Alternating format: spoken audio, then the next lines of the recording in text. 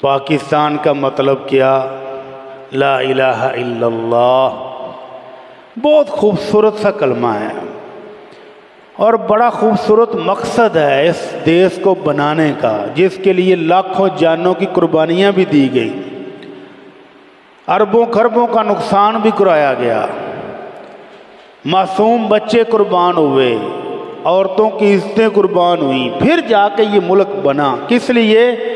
کہ اللہ تیرے دین کی بالادستی ہوگی، تیرا نام بلند ہوگا۔ پچھلے دنوں میں اپنے ایک پرانے استاد، اسکول ٹائم کے استاد، بزرگ ہیں، ان کو ملنے کے لیے گیا تو بڑی خوبصورت بات کی۔ مجھے کہتے ہیں پٹی صاحب یہ پاکستان کا مطلب کیا؟ لا الہ الا اللہ۔ مینوں تے پتر انج لگدا ہے کہ وہ مالک سونا اپنے نا دی لاج رکھدیا ہویا اینو بچائی جاندا، ورنہ حال کوئی نہیں جے۔ یہ اس مالک دی مہربانی ہے کہ وہ اپنے نا دی وجہ تو اس ملک نو بچائی جا رہا ہے، بچائی جا رہا ہے، بچائی جا رہا ہے، ورنہ حالت بچنے والی کوئی نہیں ہے۔ بات صحیح ہے کہ غلط؟ پچھلے ہفتے ایک واقعہ ہوا لاہور میں، ایک کالج کے اندر چھوٹا سا واقعہ ہوا اور آگ پوری دنیا میں لگا دی اس نے چند لمحوں کے اندر۔ ابھی تک انکوائری کمیٹیاں سچ نہیں سمجھ پا رہی کہ سچ ہے کدھر۔ اربوں خربوں کا ملک کا نقصان انہوں نے کر دیا۔ وہ اساتذہ جو پڑھانے والے تھے، جن کو روحانی باپ کہتے ہیں، ان کو ذلیل و خوار کر دیا۔ کالج کی لائبریریاں توڑ دیں، کمپیوٹر چوری کر کے لے گئے، ڈاکو بن گئے اسٹوڈنٹ، اور رنگ برنگی عورتیں آ کر ہمیں واز کر رہی ہیں کہ ہم تو بدلہ لیں گے۔ اور پھر جس لڑکی کی تصویریں اور ویڈیو شیئر کی، ان کے خاندان والوں کی عزت مٹی میں ملا کے رکھ دی۔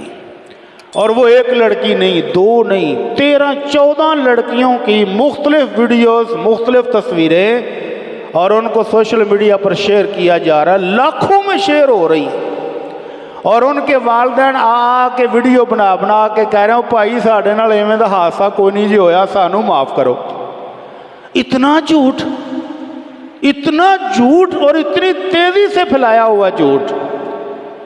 کیا اسلامی جمہوریہ پاکستان کا مطلب یہی تھا کہ کوئی عزت گھر میں بیٹھی ہوئی محفوظ نہ ہو، کوئی بچی پڑھنے جائے تو اس کی عزت محفوظ نہ ہو، جھوٹا الزام لگا کے جس بچی کی عزت تار تار کر دی جائے، اس کے والدین زندہ رہیں گے کہ مر جائیں گے؟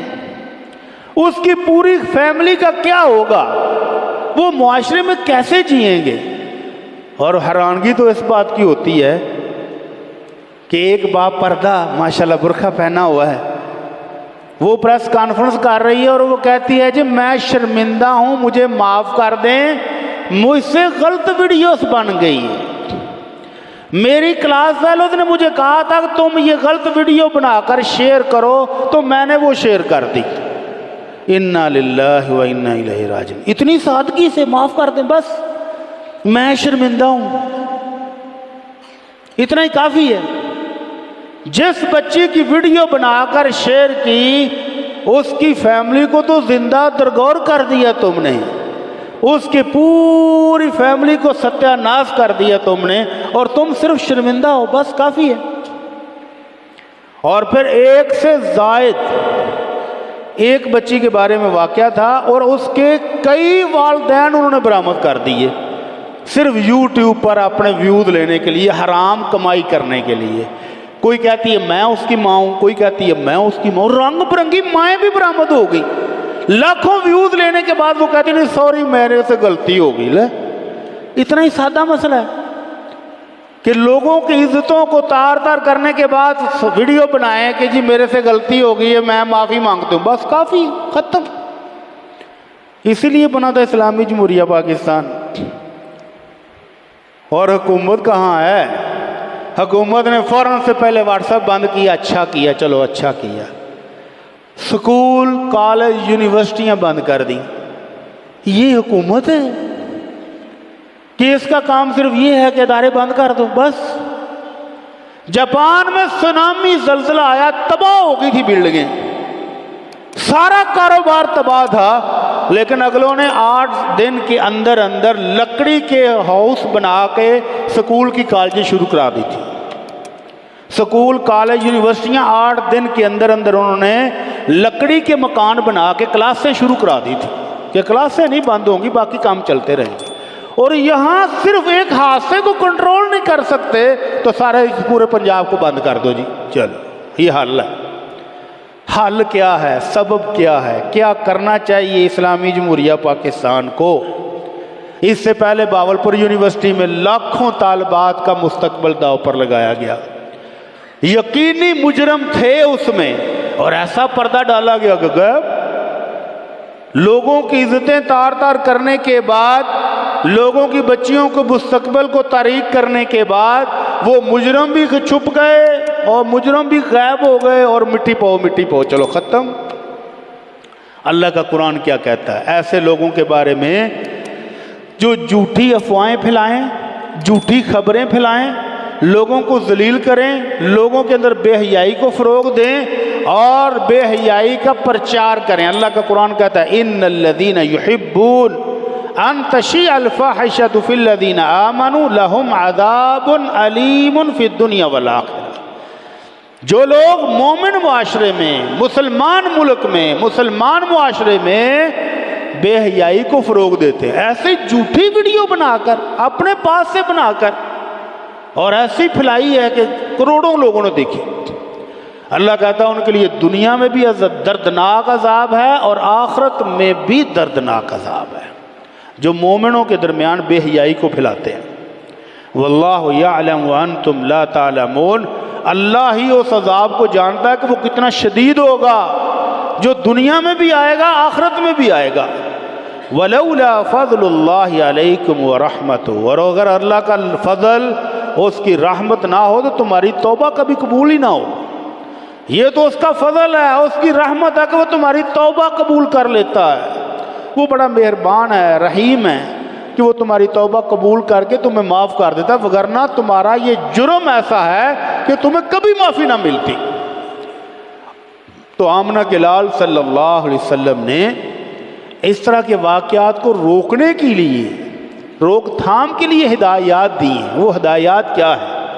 پہلی ہدایت، پہلا حکم نامہ آمنہ کے لال صلی اللہ علیہ وسلم کا لایا ہوا دین کیا کہتا ہے؟ یا ایھا الذین آمنوا، اے ایمان والو، فٹافٹ بس شیئر ہی نہ کرو یار، وہ کو دیکھ بچی تھی کتنا ظلم ہوا ہے، وہ بچی گھر میں بیٹھی صحیح سلامت والدین کے ساتھ ہنسی خوشی، اور آپ ایک ویڈیو شیئر کر کے ان کی عزت کو برباد کر دیں تو بہت بڑا جرم ہے۔ اللہ کیا کہتا ہے؟ یا ایھا الذین آمنوا ان جاءکم فاسق بنبأ فتبینوا، ایمان والو اگر کوئی فاسق نامراد تمہارے پاس کوئی خبر لے کر آئے تو پہلے چیک کر لو کہ صحیح بھی ہے کہ نہیں۔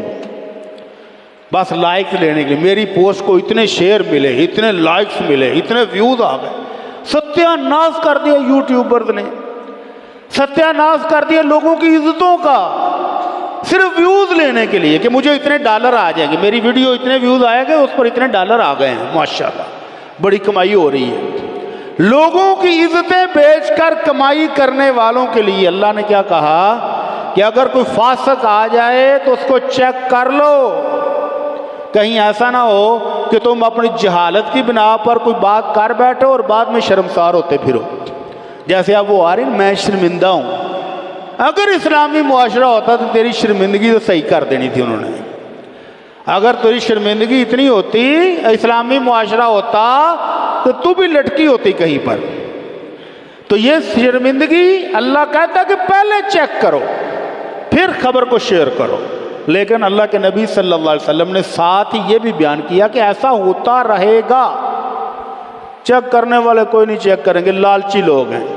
آمنہ کے لال صلی اللہ علیہ وسلم معراج کی رات گئے تو اللہ نے جہنم کے مختلف مناظر دکھائے، ان مناظر میں سے ایک منظر یہ بھی تھا کہ ایک شخص کھڑا ہے اور دوسرا شخص چھرا لے کر کھڑا ہے، اس کے جبڑے میں ڈالتا ہے اور آخر تک چیر دیتا ہے، پھر دوسری طرف منہ میں شرا ڈالتا ہے اور جبڑا ادھر سے بھی چیر دیتا ہے، ادھر سے چیر کے فارغ ہوتا ہے تو دوسرا جبڑا پھر دوبارہ صحیح ہو جاتا ہے، پھر آ کے ادھر سے چیرتا ہے، پھر ادھر سے چیرتا ہے۔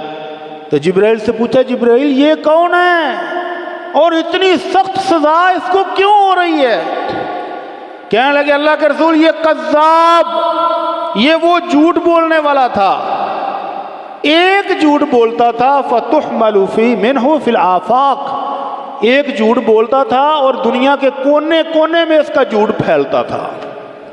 اس دور میں سمجھنا مشکل تھا کہ دنیا کے کونے کونے میں کیسے پھیلے گا۔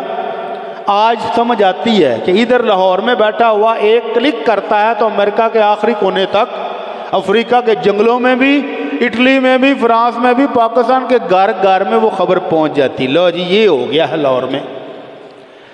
تو اللہ کے نبی صلی اللہ علیہ وسلم نے فرمایا کہ حتی تبلغ الآفاق، وہ ایک جھوٹ بولا تھا اس نے اور دنیا کے کونے کونے میں اس کا جھوٹ دیکھا گیا، سمجھا گیا، اس وجہ سے اس کو یہ سزا ہو رہی کہ جبڑا چیر رہا ہے، فرشتہ ہر ٹائم چیر رہا ہے۔